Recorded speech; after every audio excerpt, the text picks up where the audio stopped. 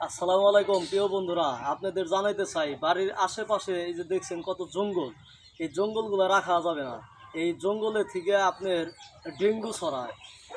তারপরে আপনার যে বৃষ্টি বাদলে জায়গায় জায়গায় পানি জমর থাকে, এইগুলা পানিগুলো আমাদের মানে ফেলে দিতে হবে, মানে পরিষ্কার রাখতে হবে। এই যে জঙ্গলগুলা থাকলে দেখেন আসলে এই বাড়ির আশেপাশের জঙ্গলে অনেক ক্ষতি করে মানুষের। এই জঙ্গলগুলা থাকলে ডেঙ্গু হয়। ডেঙ্গু হইলে বাদে মানুষের ডেঙ্গুতে কামড় দিলে মানুষ মারা যায়। আসলে অনেক ক্ষতিগ্রস্ত হইতে হয়। বাড়ির আশেপাশে আপনারা সবাই পরিষ্কার রাখবেন।